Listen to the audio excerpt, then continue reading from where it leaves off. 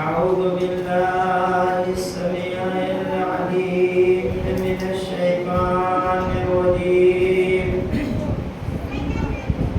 بسم الله الرحمن الرحيم.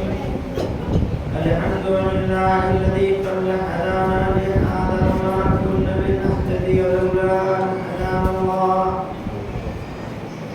لقد جاءت رسل ربنا بالحق والصلاة والسلام على خيرة خلقه أجمعين حبيب إله العالمين الذي سمي في السماء برحمة وفي الأرض بأبي القاسم المصطفى محمد.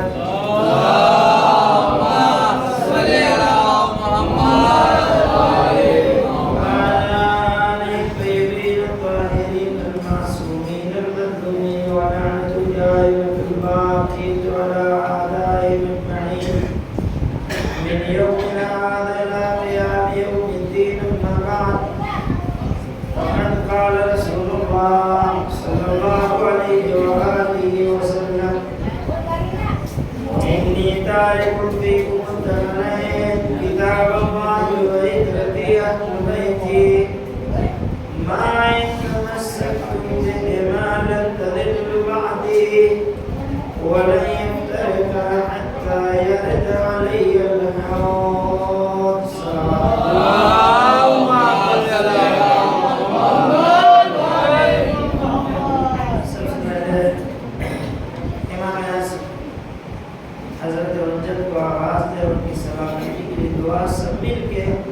بسم الله الرحمن الرحيم. اللهم كل وليك الحجة بن الحسن صلواتك عليه وعلى آله في هذه الساعة وفي كل ساعة وليا وحافظا وقائدا وناصرا ودليلا وعينا حتى تسكنه أرضك طوعا وتمتعه فيها طويلا.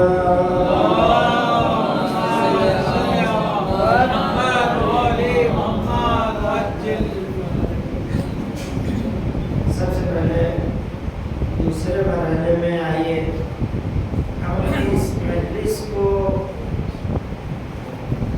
ذریعہ بنائیں جو ہمارے امید تک بہرحال دعا کا محتاج انسان مرنے کی بات بھی ہوتا ہے اور ہاتھ پھیلائے ہوئے اسے کچھ ملنا چاہیے، لیکن اگر اولاد نیک بنا کے گیا ہے تو وہ یہاں سے ایثار ثواب کرتے رہیں گے اور جو ماحول انسان بناتا ہے اس کا بہرحال اس کو ثواب ملتا ہے. آئیے ان مرحومین کو اپنے مرحومین کو حاضرین کے اموات کو یاد کریں اور ایک مرتبہ سورہ حمد 3 مرتبہ سورہ اخلاص کی تلاوت فرما کر ابو الحسن ممتاز علی، سکندر علی بن ایوب علی، نازدہ بنت حکمت علی، سلمہ بنت نادر علی اور آپ اپنے اپنے مرحومین حاضرین کے بعد جملہ مومنین مومنات کی روح کو بخش دیجیے. اللہم صلی اللہ.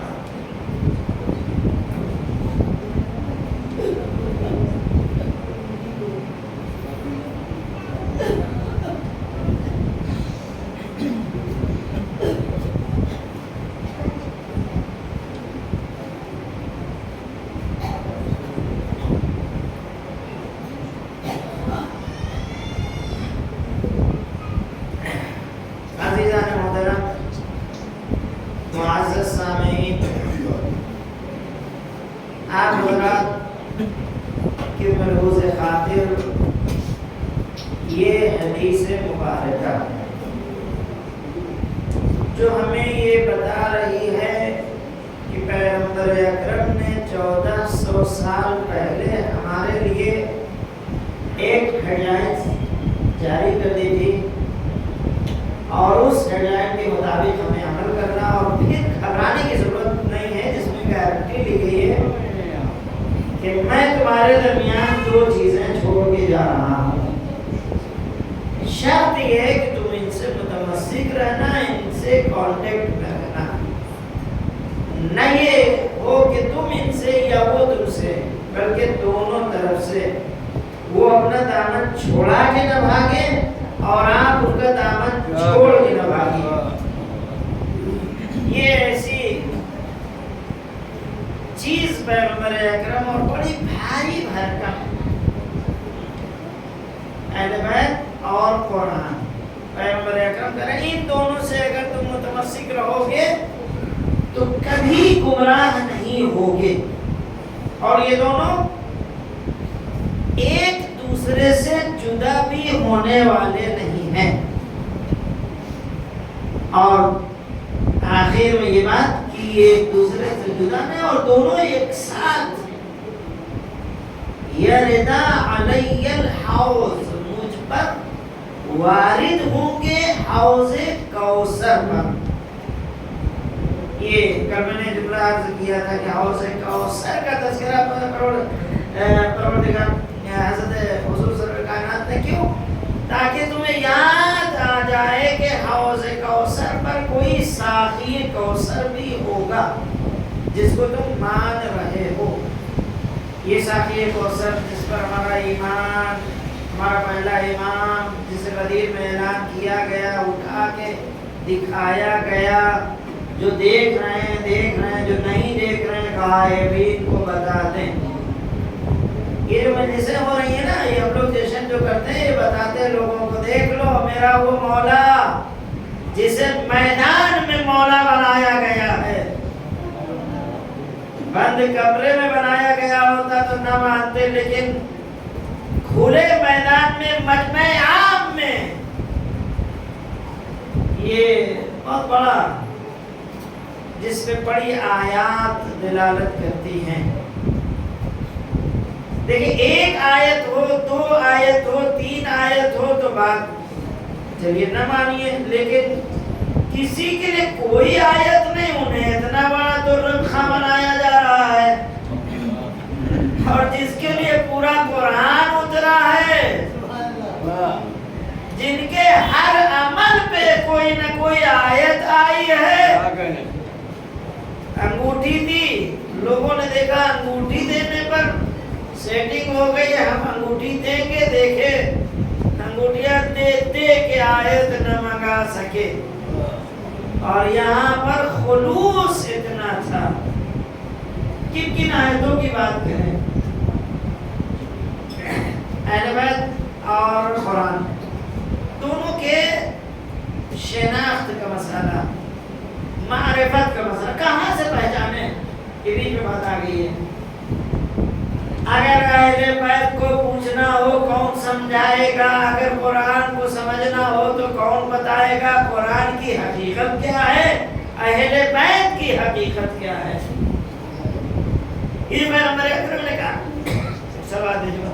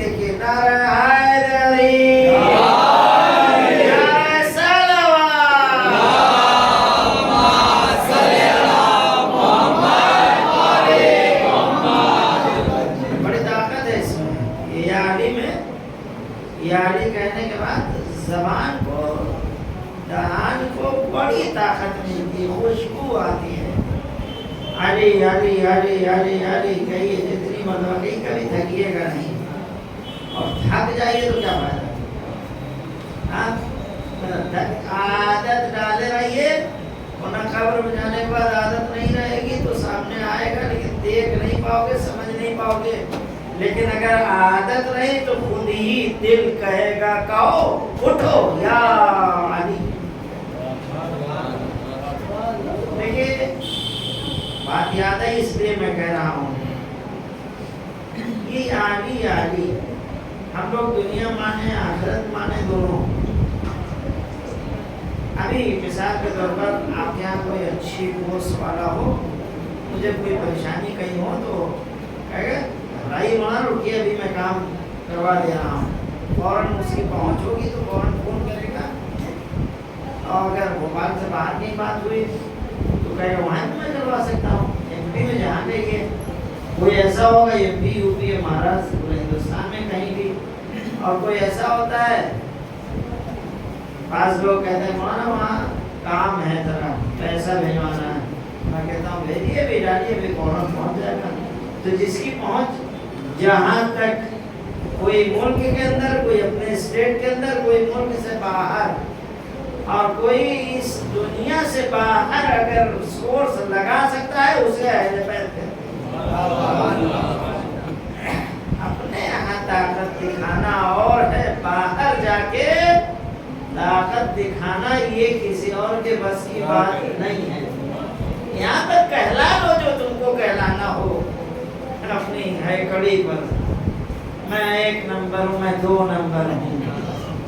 2 نمبر ہونا کمال نہیں ہے، اسی سے تو 2 نمبر ہی سے اتنا بدنام 2 نمبر ہو گیا، اسی سے تو. تو یہ علی کون ہے جو مرنے کے بعد وہاں پاور دکھائیں گے اپنا. آئیں گے چاہنے والے ہوں گے تو سامنے کھڑے ہوں گے، اور اگر چاہنے والا نہیں ہوگا تو پیچھے کھڑے ہوں گے. یہ بھگتان ہے. دنیا میں یاد کر لو علی علی، تو مرنے کے بعد بھی علی سامنے آئیں گے ورنہ پیچھے دیکھ نہیں پاؤ گے. وہاں پر بہرحال یہ پاور اہل بیت کا آپ دیکھ لیجئے کہیں پر نہیں مانتے، لیکن مرنے کے بعد تابوت پہ جو چادر رکھی جاتی ہے اس پہ کیا لکھا جاتا ہے؟ بددن کے نام. ہمیں جس کو مان رہے اس کا نام لکھ لو. جائیے دیکھیے کبھی تابوت پہ جو چادر ڈالتے ہیں، قبرستان جاتا ہے نا آخری سمیلن کے لیے، تو اس پر جو لکھا جاتا ہے پنجتن کا نام، کسی اور کا نام نہیں ہوتا ہے. معلوم ہے سب یہاں تک، یہاں کے بعد جو کام آئیں گے وہ اہل بیت ہے. اہل بیت کو ماننے میں زیادہ کمال ہے. ایک صاحب آئے مجھ سے مشہد امام رضا کے حرم مطہر میں، اپنے تھے، کہنے لگے مولانا ایک چیز سمجھ میں نہ آئی. فارسی میں انہوں نے کہا کہ وہ ہمیں نہیں سمجھنا ہے، ہم لوگ کم ہیں وہ لوگ زیادہ ہیں، زیادہ والے حق ہوتے ہیں یا بات کم والے؟ ہم تھوڑا شک کر رہے ہیں، جبکہ ہم محبت اہل بیت والے ہیں، پورا یقین ہے اہل بیت پر، لیکن تھوڑا سا کبھی کبھی کشمکش میں ہم مذبذب ہو جاتے ہیں، سمجھ میں نہیں آتا. تو ہم نے کہا اچھا کیا چاہتے ہو؟ کہنے لگے ہم کیسے سمجھے ہم حق پہ ہیں؟ تو میں نے کہا ایک چیز بتاؤ، اہل بیت کے ماننے والے اگرچہ کم، لیکن آپ ذرا یہ بتائیے اہل بیت کے ماننے والے کبھی بدلے ہیں یا نہیں؟ ادھر سے ادھر آئے ہیں لیکن ادھر سے ادھر نہیں گئے. ہاں یہ تو ہے. اچھا اہل بیت کو جو ماننے والے ہیں وہ اہل بیت کے غیروں کو نہیں مانتے، اور جو غیروں کو مانتے ہیں ان کو بھی، اور اہل بیت کو مانتے ہیں. یہ کہنے کے حق سمجھ میں آ گیا. یعنی اہل بیت کا ماننے والا کسی غیر کو ماننے کے لیے تیار نہیں ہے،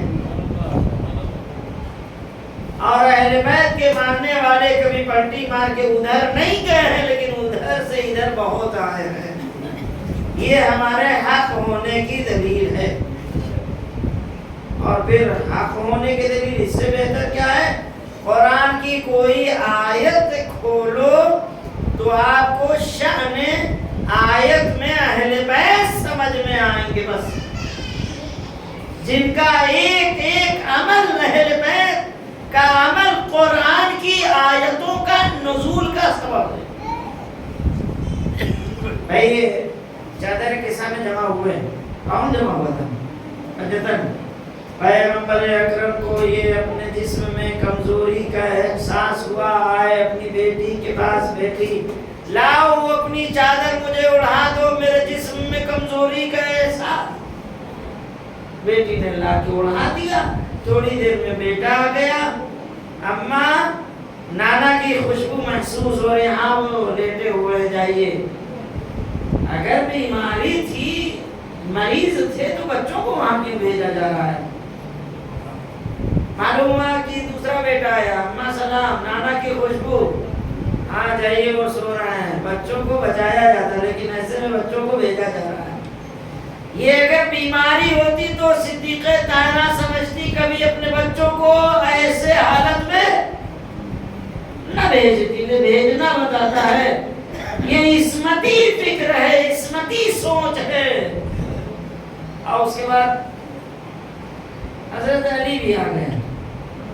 چلیے اگر نانا کے پاس بچے جا کے چادر میں لیٹ گئے، نماز سے لیٹ گئے، تو سمجھ میں آتا ہے۔ داماد بھی آ گیا، علی داماد ہے نا، اور اسی چادر میں، جس چادر کو فاطمہ زہرا اوڑھتی تھی تو سر کھل جاتا تھا، چادر پیر تک نہیں پیر پر پہنچانا ہو تو سر، بتائیے اتنی چھوٹی چادر، اور اس میں پیغمبر اکرم، امام حسن، امام حسین، اور پھر حضرت علی بھی، اور پھر فاطمہ زہرا بھی چلی گئی، 5۔ کتنی چھوٹی چادر تھی، اور یہ سب آ گئے۔ اسی لیے غیر کو شامل نہیں کیا، باہر رہو خیر پر، لیکن ادھر آنے میں خیریت نہیں ہے، ادھر آنے کی ضرورت نہیں ہے، بس رہو۔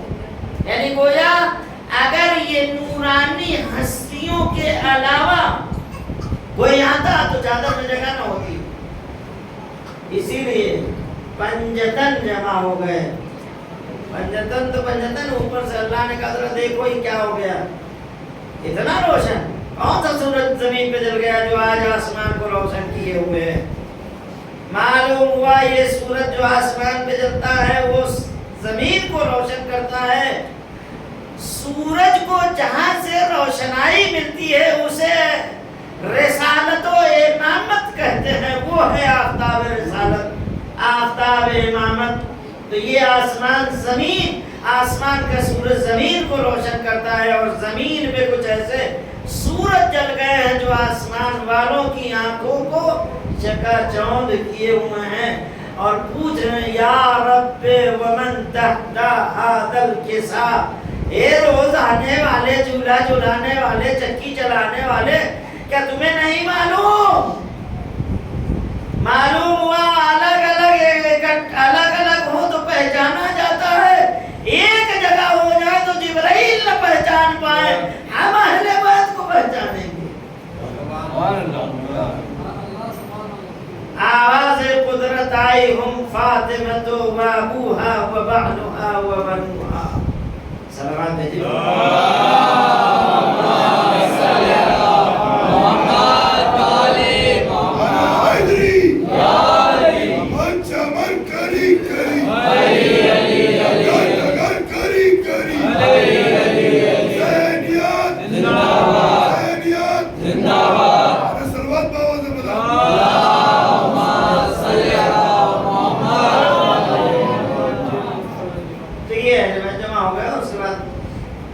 تعارف بھی ہو گیا۔ تعارف کس طریقے سے ہوا؟ جس کی چادر، جس کی ملکیت میں، اگر پیغمبر اکرم کے ذریعے سے تعارف کرتا تو یہ ناانصافی ہو جاتی۔ اے میرے اللہ، تو نے کیا کیا؟ یہ گھر فاطمہ کا تھا، چادر فاطمہ کی، اس میں یہ لوگ جمع ہوئے تھے، تو اس لیے قدرت نے آواز دی جس کا گھر ہے، جس کی چادر ہے، جس کی ملکیت، جس کی پراپرٹی، اس میں یہ لوگ جمع ہوئے، لہذا اس کے نام سے تعارف پروردگار نے کرایا۔ جبرائیل امین بھی کرے، میں بھی جا کے چھٹا بن جاؤں، یہ پنجتن کی عادت جبرائیل نے رائج کی ہے۔ خود کو چھٹا نہ کہے ہوتے یہ تو پنجتن کا کلمہ رائج، یعنی گویا چھٹا بننے کی خواہش میں آئے تھے۔ اس کا مطلب اس سے پہلے 5 ہوتا ہے، یہ 5 انوار الہی ایک ساتھ جمع ہوئے تو پیغمبر اکرم نے آواز دی ان ہؤلاء اہل بیتی، یہ ہے میرے اہل بیت،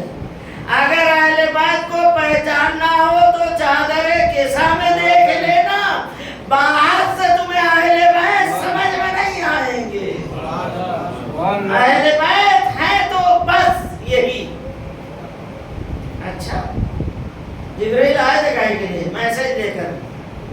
اللہ تعالیٰ نے قسم کھا کر یہ بہتی دریاؤں، یہ روشن، یہ سورج، ستارے، یہ آسمان، یہ زمین، جو کچھ بھی ہے اور یہ چمکتے ہوئے ستارے سب انہی کے صدقے میں خلق ہوا ہے. جب ان کے صدقے میں تو یہ اس کا مالک ہر دور میں کوئی نہ کوئی ہونا چاہیے. کوئی ہونا چاہیے کہ نہیں؟ بھائی دیکھ بھال کے لیے آپ نے پراپرٹی بنائی، آپ کی اولاد، اس کی اولاد، اس کی اولاد، اس کی اولاد. اصحاب کہف جب 300 سال کے بعد سو کے اٹھ کر آئے تھے، وہ جو سرگنا تھے، ان کو اپنے گھر کی کچھ پہچان محسوس ہوئی. گئے ڈھونڈتے ڈھونڈتے کر یہ میرا دروازہ ہے. 300 سال کے بعد نہیں معلوم کیسے پہچانا. یہ بھی اللہ کا منصوبہ تھا کہ پہچان کے کم سے کم دنیا کو بتا دے کہ ہم 300 سال سو کے اٹھ کے آئے ہیں. اگر اصحاب کہف 300 سال سو کے اٹھ کے آ سکتے ہیں تو حجت الہی کیوں نہ پردہ غیب میں رہ کے 1000 سال 1500 سال زندہ رہ کے لوگوں کی ہدایت کرے. نعرے حیدری، نعرے خیبری، نعرے پنجتنی، آواز بلندتر سلوات.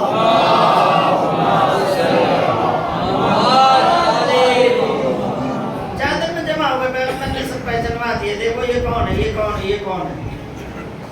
آخر میں میسج کیا تھا کہ انما یرید اللہ لیذھب عنکم الرجس اہل البیت ویطہرکم تطہیرا.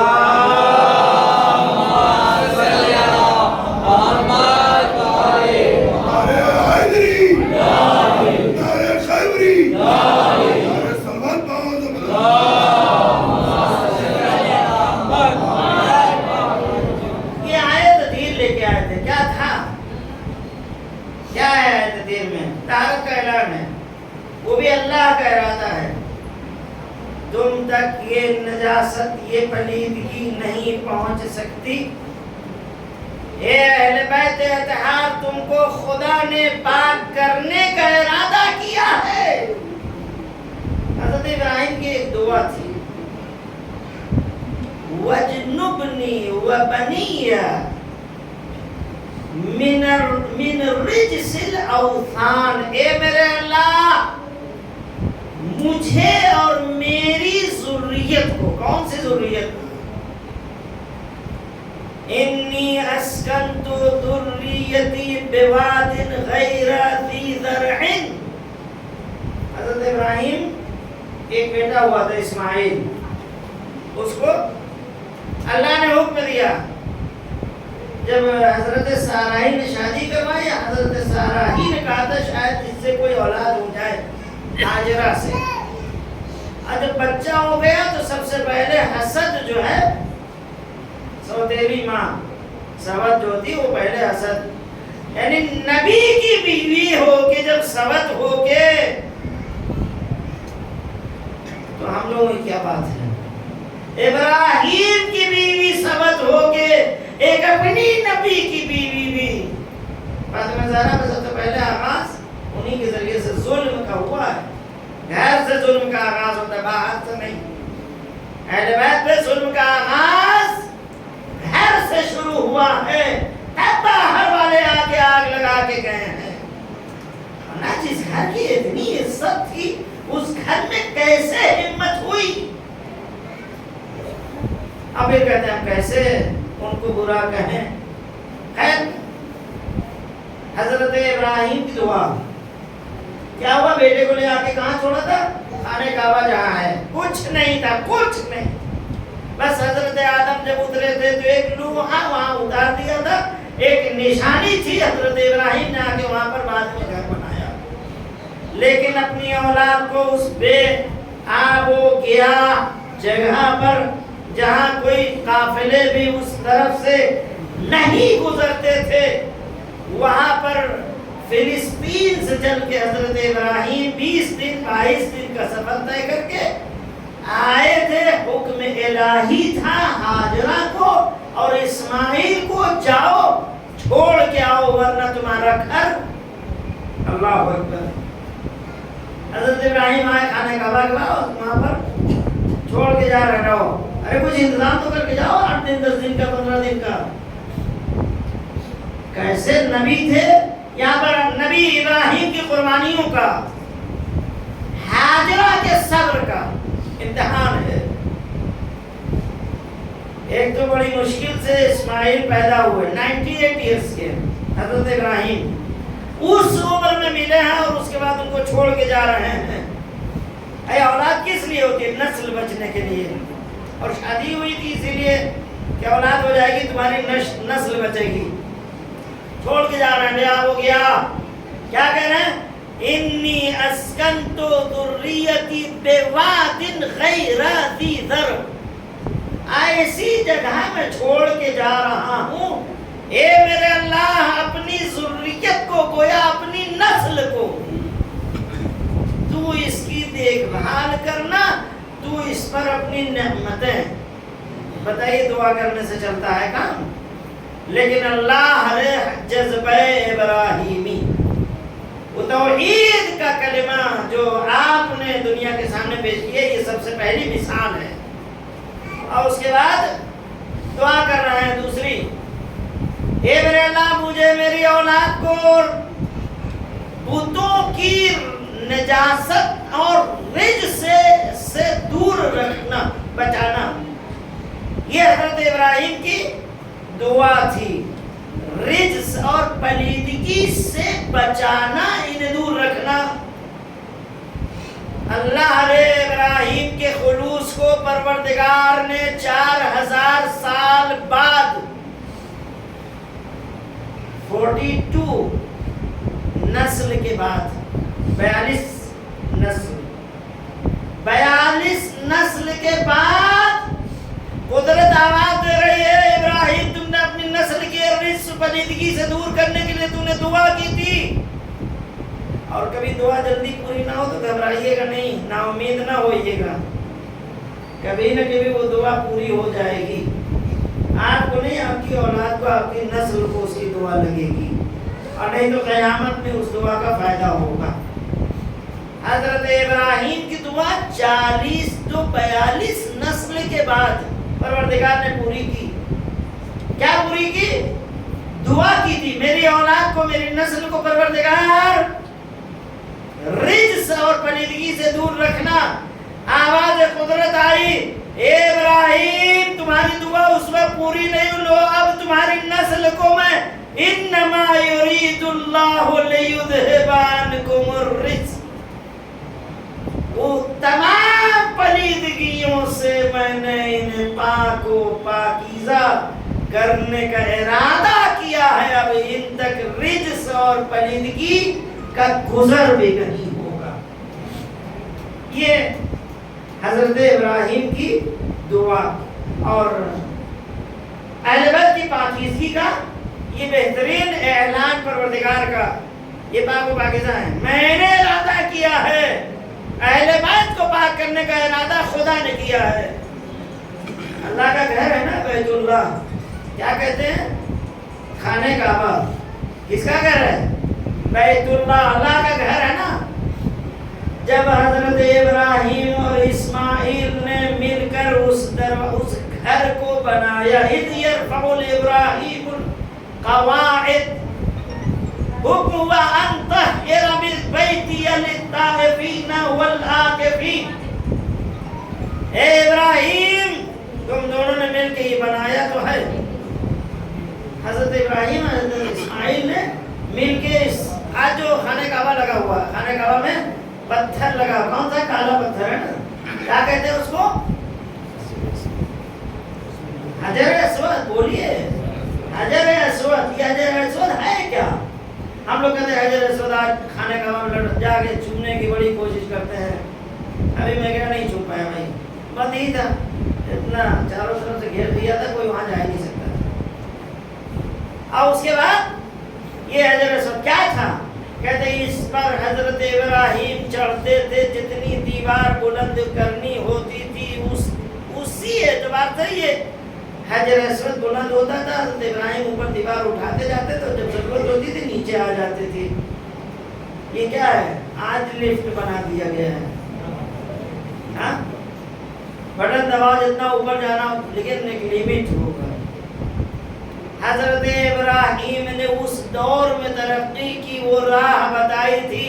بعد میں تم لوگ لفٹ بنانا، اوپر جانا، چڑھ کے گھر بناؤ گے. لو آج یہ پہلی ترقی جہاں حضرت ابراہیم نے اس حجر اسود اس لیے جا کے چومتے ہیں، یہ جنتی پتھر ہے. اور پھر حضرت ابراہیم نے بنا لیا تو خدا نے کیا کہا؟ اس کو پاک کرو. ارے بھائی کسی غیر نے نہیں بنایا، نبی نے بنایا ہے. نبی نے بنایا تو کیا ہوا؟ لیکن پاک کرو. الطاہر بیتی للطائفین والعاکفین. خانہ کعبہ نبی ابراہیم، نبی اسماعیل بنائے تو اسے پروردگار پاک کرنے کا ارادہ اور کہے وہ یہ ذمہ دے کہ لو بناؤ، لو پاک کرو، لو پاک کرو. معلوم ہوا بیت کو پاک کرنے کا ارادہ ہو تو نبیوں کے حوالے کرے، اہل بیت کو پاک کرنے کا ارادہ ہو تو خدا اپنے سے. ایک صلوات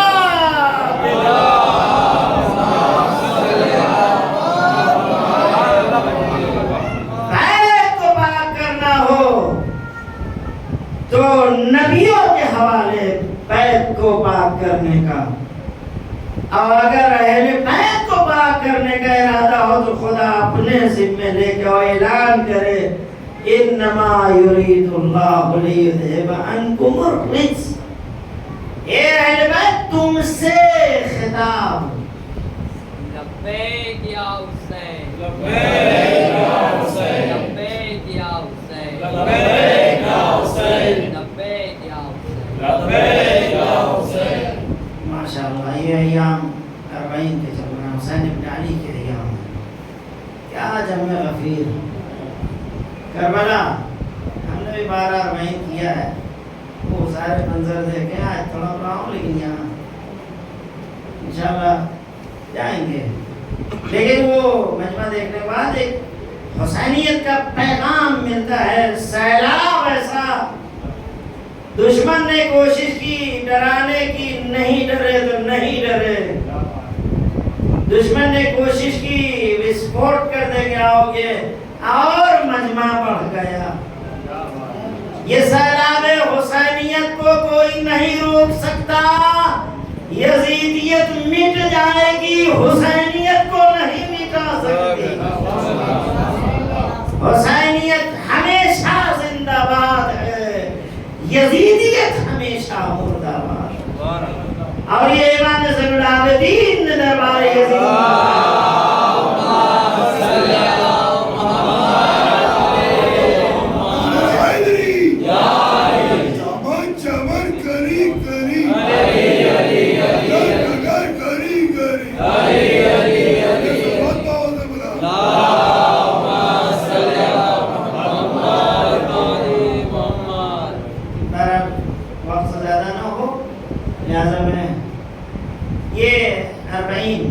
ہے کیا؟ امام حسین کا چہلم. ہاں زینب نے پہلا 40 کربلا کرنے کی تمنا کی تھی تو شاید اسی لیے، اور اس میں پیدل چلنے کا بڑا ماشاءاللہ.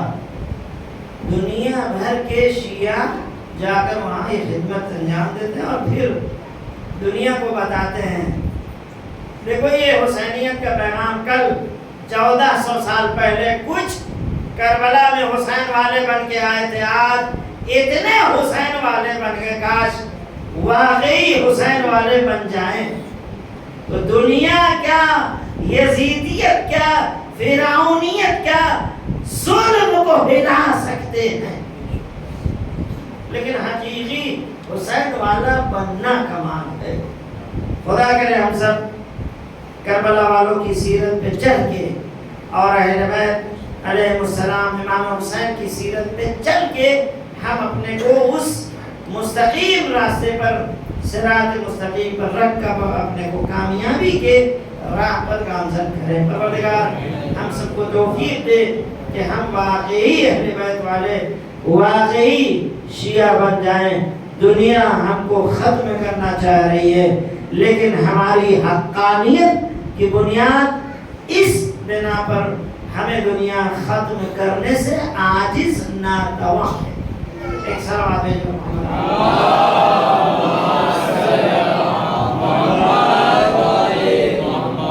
چونکہ میرا موضوع اہل بیت علیہ السلام کی معرفت اور ہماری ذمہ داری کیا ہے. ذمہ داری صرف اہل بیت کی محبت دل میں اتار لینا، یعنی اہل بیت کی باتوں کو سننا. دیکھیں اہل بیت کو ماننا کمال نہیں، اہل بیت کی باتوں کو ماننا کمال ہے. اہل بیت کو مانا تو کیا؟ اہل بیت کے اندر وہ کمالات ہیں کہ ہم کو ماننا پڑے گا، تب ہمارے ایمان کی پہچان ہوگی. اس لیے قرآن مجید میں ان کی محبت کا اعلان ہوا. قل لا اسألکم علیہ اجرا الا المودۃ فی القربى. حضرت ابراہیم کی دعا اور یہ بھی تھی، اے میرے اللہ یہ میری ذریت جس کو میں نے یہاں پر ٹھہرایا ہے، حضرت اسماعیل کو اور صرف ہاجرہ کو ٹھہرایا تھا اور کہاں، پوری ذریت کا نام لے رہے ہیں.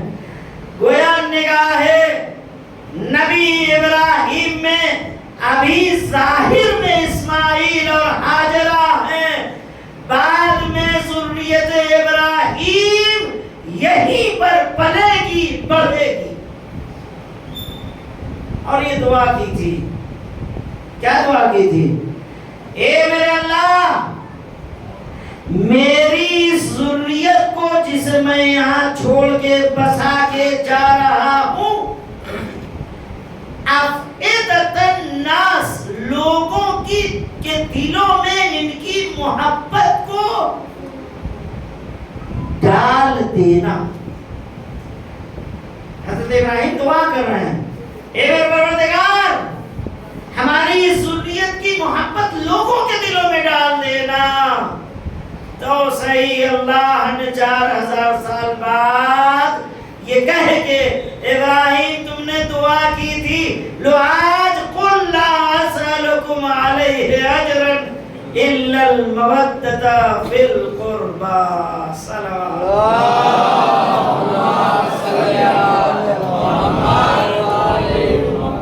ابراہیم نے بڑی دعائیں کی تھی، چلو ایک دعا اور کی تھی، اے میرے اللہ وَاجْعَلْ لِي لِسَانَ صِدْقٍ فِي الْآخِرِينَ. یہ دعا بڑی خاص ہے حضرت ابراہیم کی. کیا دعا ہے؟ اے میرے اللہ مجھے لسان صدق عطا کر دے، سچی زبان، سچی زبان مجھے عطا کر دے. خدا نے جواب دیا کہ نہیں؟ سورہ مریم کی آیت پڑھیے، وَجَعَلْنَا لِسَانَ صِدْقٍ فِيهِمْ عَلِيًّا. دعا کی کیا تھا کہ پروردگار مجھے لسان صدق سچی زبان عطا کر. قدرت آواز دے رہی ہے نبی میں نے تمہیں لسان صدق علی عطا کیا ہے. کہتے ہیں علی کا نام نہیں ہے قرآن، ہے نا قرآن میں، اس سے بڑھ کے سورہ مریم میں وَجَعَلْنَا لِسَانَ صِدْقٍ عَلِيًّا. اے نبی ابراہیم تم نے صرف لسان صدق کی دعا کی تھی، میں نے لسان صدق علی تمہیں عطا کیا. کون علی؟ جس کی زبان ہی لسان اللہ بن گئی ہو تو لسان صدق بننے میں کیا. علی لسان خدا، لسان اللہ ہے. اچھا لسان اللہ تو ابراہیم اور علی دونوں میں کچھ تشابہ مشابہت بھی پائی جاتی ہے. کہتے ہیں حضرت ابراہیم نے بتوں کو توڑ کر بت شکن اپنا خطاب ٹائٹل لیا تھا، تو یہ تھی وہ علی لسان صدق بن کے آیا. اس نے بھی تو بتوں کو توڑا، بت شکن کہلایا. ابراہیم بھی بت شکن ہے، یہ بیٹا بھی بت شکن ہے، لیکن دونوں کے بت شکن میں فرق ہے۔ انہوں نے چھپ کے بتوں کو توڑا تھا، علی نے کھلم کھلا بتوں کو توڑ کے دوش پیغمبر پر سوار ہو کے اپنی بلندی کا اعلان کیا تھا۔ نام کا علی نہیں، کام کا بھی علی ہوں۔ جب رسول نے پوچھا تھا اے علی کتنی بلندی ہے، کہا میں چاہوں تو اپنے پنجے میں سورج کو بھی لے لوں۔ دوش رسالت پہ چڑھ کے جو سورج توڑ لے، سورج کو اپنے ہاتھ میں لے لے، وہ ماہتاب امامت علی ہے۔ دوش رسالت پر حضرت سلیمان گزر رہے تھے، وہ چیونٹی، اس نے دیکھا چلے جاؤ اپنے اپنے دلوں میں، وہ سلیمان کا لشکر آ رہا ہے، پائمال کر دے گا، رون دے گا، تمہیں ختم ہو جاؤ گے۔ ایک بالکل معمولی وجود مخلوق، چاہے وہ چوٹی کی کوئی حقیقت بھی نہیں سمجھتا، کون سمجھتا کیا، لیکن وہ چوٹی بولی، اور اس بولی کو حضرت سلیمان نے سن بھی لیا۔ جاؤ بلوں میں، ورنہ تم لوگوں کو یہ سلیمان کا لشکر پائمال کر دے گا۔ سن لیا، سمجھ لیے، حضرت سلیمان سب سمجھتے تھے۔ کہتے ہیں اس چوٹی کو اٹھایا، کیا بول رہی ہے؟ یہی کہ جاؤ بلوں ورنہ یہ لوگ تم کو دبا کے۔ اچھا کیوں؟ ارے تم لوگوں کو کیا، یعنی گویا انسانیت کو کس طریقے سے تعارف اس چوٹی نے کرایا۔ ہاتھوں پہ یہ بتا تو افضل ہے یا میں افضل ہوں؟ چوٹی نے کہا میں افضل ہوں۔ کہا کیسے؟ کہا میں نبی ہوں۔ نبی ہو گئے، زمین پہ کھڑو، میں نبی کے ہاتھوں پہ ہوں۔ نبی کے ہاتھ پر چیونٹی آ جائے تو وہ اپنی افضلیت کا اعلان کرے، اور کوئی دوش نبوت پہ کھڑا ہو تو وہ علی اتنا بلند ہے کہ آسمان سے سورج کو اپنے ہاتھوں میں لے لے۔ صلوات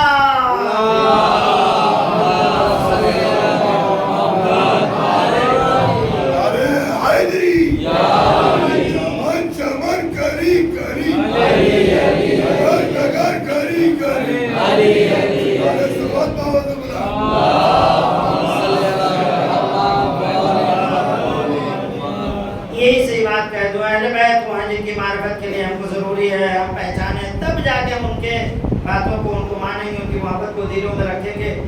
جب ان کی محبت، ان کی ولایت کو اپنے دل میں رکھیں گے تب ہمیں قدر ہوگی ہم ہیں کون۔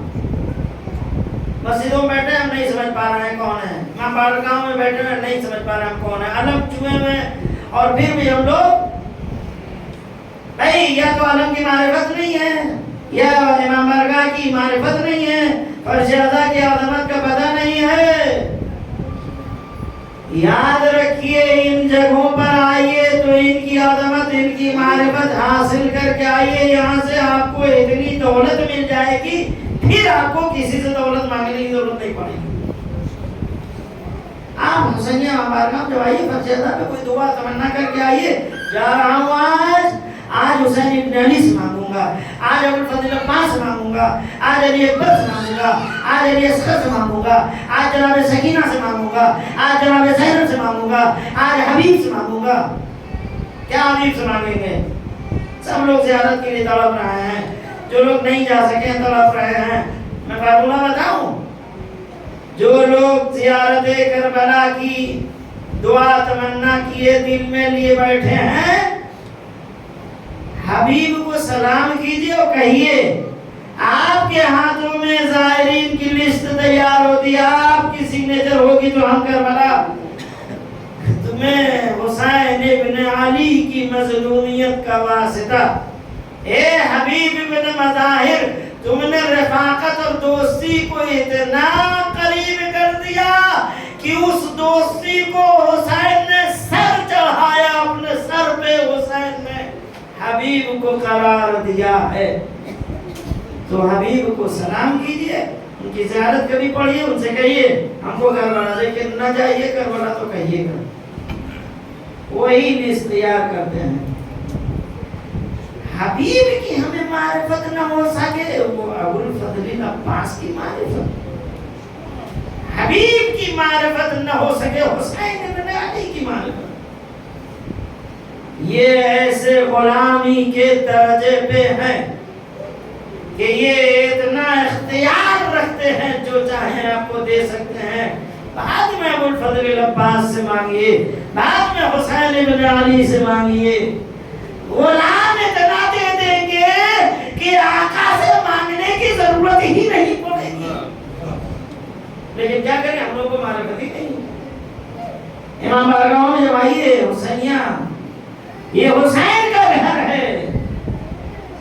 دنیا میں جہاں جائیے مسجد بنی ہے, مسلمانوں کی تعداد زیادہ ہے, چاہے وہ جو بھی ہوں, ہم ہوں یا وہ مسلمان عبادت کرنے والے. مسجد بتائیے تعداد کے حساب سے دیکھا جائے تو مسجدوں کی تعداد زیادہ ہونا چاہیے یا فرش اعضاء کی؟ مسجدوں کی ہونی چاہیے. لیکن آپ گنیے کسی بھی ایریے میں آپ رہیے جائیے, دیکھیے مسجد 1 2 3 4 5 ہوگی, لیکن جتنے حسین والے ہوں گے تو وہ اپنے گھروں میں حسینیہ امام بارگاہ شبیہ تابوت, یعنی گویا ہر گھر میں حسین کا ایک چھوٹا سا گھر موجود ہے.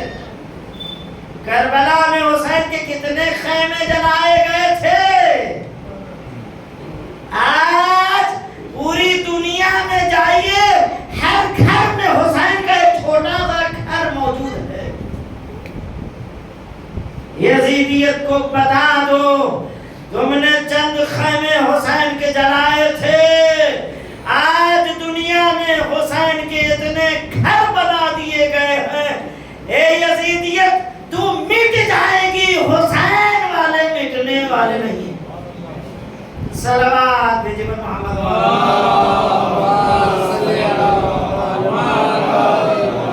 تو ہمیں معرفت کی ضرورت ہے. جب کہیں جا کے اہل بیت کی معرفت حاصل ہوگی تو ہم اپنے کو کچھ سمجھیں گے. یہ میسج پیغام ہمارا کہ اہل بیت کو مانا ہے تو اہل بیت کو جیسے ماننا چاہیے ویسے مانیے. حسین کو مانا ہے جیسے حسین کو ماننا چاہیے ویسے مانو. حسین والوں کو جیسے ماننا چاہیے ویسے مانو, تب جا کے تم حسین والے کہلاؤ گے. حسین والے نہیں کہلانا چاہتے ہو, کم سے کم عباس والا بن جاؤ, علی اکبر والا بن جاؤ, قاسم و محمد والا بن جاؤ, تب کہیں جا کے تمہارے اندر کمال ہوگا. اہل بیت کی معرفت جو ہم لوگ کرتے وہ ایسے نہیں. اہل بیت کی معرفت, کل میں نے وہ حدیث سنائی تھی امام جعفر صادق علیہ السلام,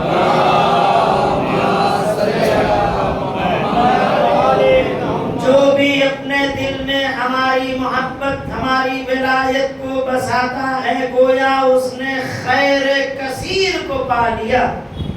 اس سے بڑھ کے خیر کیا ہو سکتا ہے؟ اس لیے ہم ہمیشہ آواز دیتے ہیں حیا علی خیر العمل. اے علی کی ولایت کا اقرار کرنے والوں, اے غدیر کے مولا کو ماننے والوں, اذان میں ہم لوگ حیا علی خیر العمل کہہ کے بہترین عبادت کی طرف دعوت دیتے ہیں. صلوات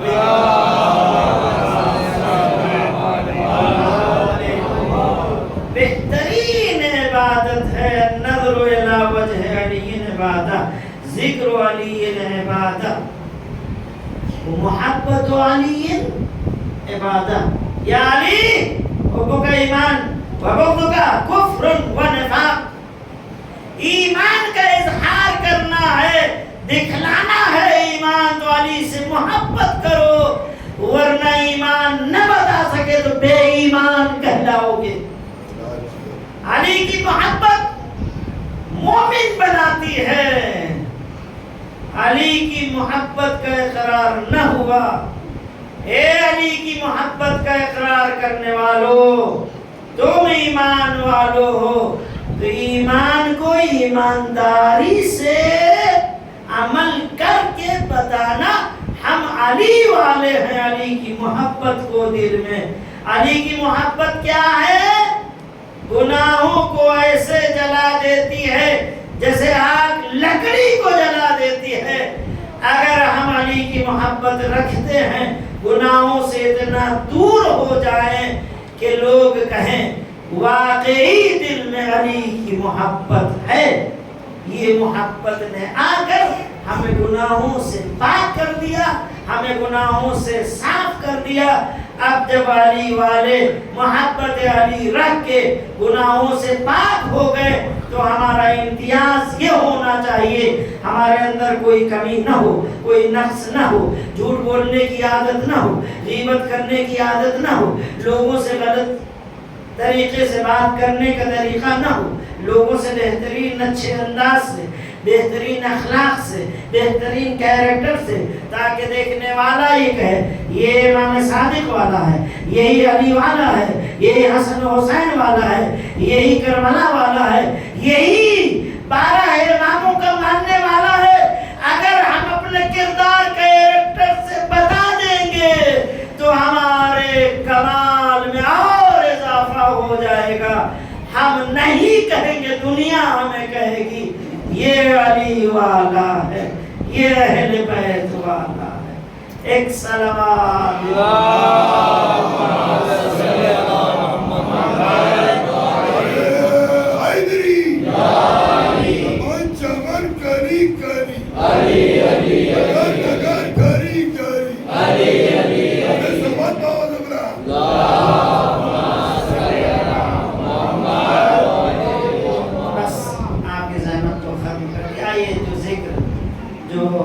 رونے کے لیے تیار ہے۔ یقیناً ہمارا امتیاز یہی ہے کہ ہم گریہ کرتے ہیں حسین پر جتنی مظلومیت، حسین کے بچوں پر جو مظلومیت، حسین کے جو خواتین پہ جو ظلم ہوا ہے، یزیدیت نے جو بربریت دکھائی ہے، ایک دوپہر میں زہرا کا بھرا گھر اجڑ گیا۔ اے عزادارو، جو گھر اجڑا نا، تو جس میں جوان بیٹے تھے وہ سینے پہ برچھی کھا کے، لاشیں پائمال ہو کے، کوئی زخمی ہو کے، لیکن سب کو حسین ابن علی نے اٹھایا، آ کے ان کے وارثوں کو دکھایا، لو گریہ کر لو، لو رو لو۔ اے عزادارو، ارے تم سن کے رو رہے ہو، جنہوں نے ان کو دیکھ کے رویا، ارے اس زینب ام کلثوم روا ام پر وقت، جب تک حسین تھے ایک لاش کو لے آتے تھے، حرم اس پہ گریہ کرتے تھے۔ نہیں معلوم علی اکبر کا جنازہ آیا تو روا نے کیسے گریہ کیا ہوگا، کتنے سنبھالا ہوگا۔ زینب خود بھی رو رہی تھی، میرے لال کیا میں نے تجھے 18 سال اس لیے پالا تھا۔ روا ام لیلا نے گریہ کیا ہوگا، میرے لال تیری جوانی خان کو خون میں غلطہ ہو گئی، میرے لال کل رات میں تیرے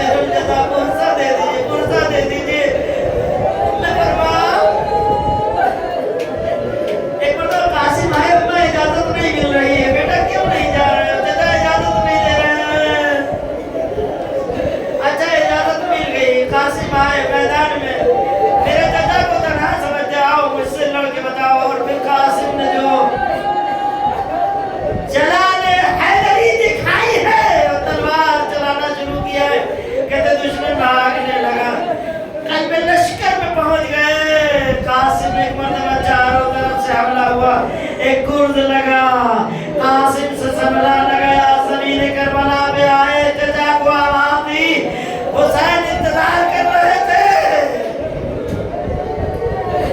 अज़ादारों सुनेंगे, हुसैन पढ़े शेर नर की तरह, कासिम को बचाने के लिए चारों तरफ से लश्कर था, बीच में कासिम। जब हुसैन ने हमला किया, ये फौज भागी है, कल लश्कर में कासिम थे, और फौज जब भागी है, कासिम अभी जिंदा थे। घोड़ों के टांगों के नीचे कासिम का जिस्म। अजीजों, कोई शहीद हो गया, उसके बाद घोड़े दौड़ाए गए हो तो अलग मसला है, लेकिन कासिम अभी जिंदा थे। नहीं मालूम तस्वीर कर पा रहे हैं कि नहीं, रो के पुरसा दे दीजिए परवाह। अरे तेरा लाल, अरे मख्तल में घोड़ों के टांगों के नीचे कासिम आवाज दे रहे, चचा, ए चचा बचाओ।